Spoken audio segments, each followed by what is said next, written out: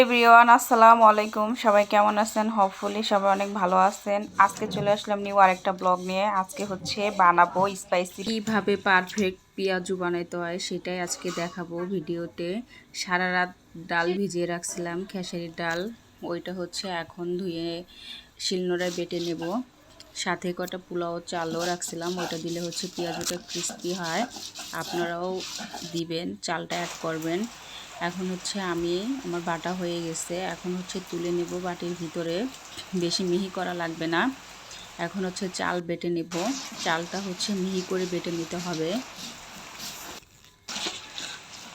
কাঁচা মরিচও ওইটার সাথেই বেটে নেব। পেঁয়াজ কুচিয়ে নিচ্ছি। এখন হচ্ছে আমার চাল বাটা হয়ে গেছে, তুলে নেব বাটিতে। মিলে কাঁঠাল খাবো, গাছ পাকা কাঁঠাল মুড়ি দিয়ে। বাহির হচ্ছে অনেক বৃষ্টি হচ্ছে, পিঠা হয়েছে, বসে বসে খাচ্ছে কাঁঠাল। ওকে আমাকে বলদ বলছে, এইটা হচ্ছে আর কমন ভাষা। আচ্ছা, তুমি আমাকে বলদ বলছো কেন? করলাম না, আপনাদের খেতে দিচ্ছে পৃথা, তুমি দেবে? ও হচ্ছে ভীষণ দুষ্টু, কিন্তু খুব ভালো। ওর মন মাইন্ড হচ্ছে অনেকটাই ভালো। জিনিস চালে দেয় না। খাবো কাঁঠাল। খাবো না। তুমি খাবে না? তাহলে মুড়ি খাও। তা ভালো হয়েছে, আমরা একটু বেশি খেতে পারবো। খাই নাকি? মটন খাই।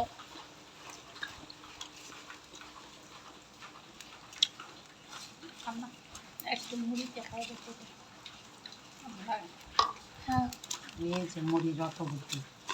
অনেকটাই ভালো লাগতেছে, যেহেতু গাছ পাকা তো।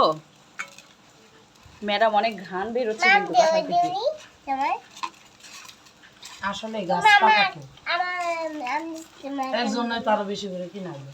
গাছ পাকা।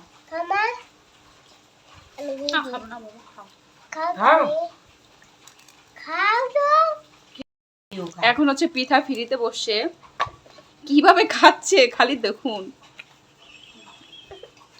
না কয় শুনো না, খাও, খাওয়ার পরে শুনো কানে। এটা পিঠা,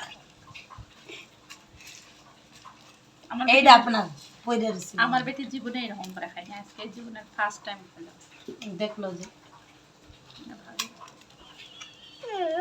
পিঠা ভালো লাগতেছে, আমার খাইতেছে।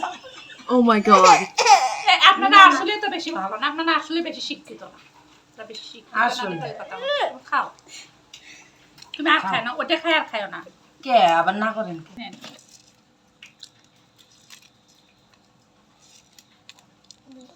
আপনারা এত সুন্দর করে কাঁঠাল দিয়ে মুড়ি দিয়ে ভরিয়ে খেতে পারেন? পিঠা দেখুন কি সুন্দর করে খায়। আমাদের কাঁঠাল খাওয়া শেষ, এখন আপুর চলে আসলাম পেঁয়াজু বানাতে।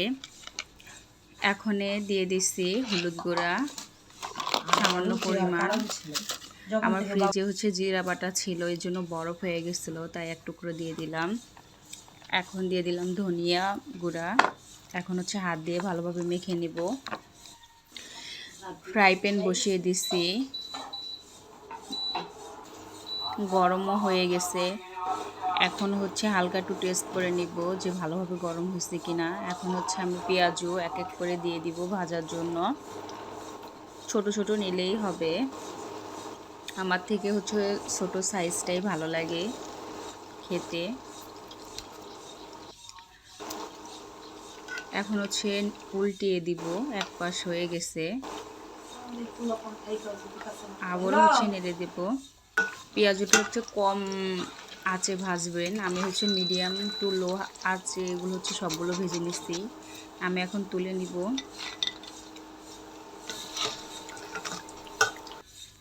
অনেক সুন্দর হয়েছে, আমি একটা ভেঙে দেখাবো ভিতরটা কতটা ক্রিস্পি হয়েছে। আপনারাও বাসায় এভাবে ট্রাই করবেন, দেখবেন ভালো লাগবে। আর হচ্ছে বিশেষ করে বৃষ্টির দিনে তো পেঁয়াজু হলে আর কোনো কথাই নেই, এটা ভাত দিয়েও খেতে ভালো লাগে। ভিডিওটি আজ এই পর্যন্ত, হোপফুলি ভালো লেগেছে। যদি ভালো লাগে অবশ্যই লাইক কমেন্ট করবেন।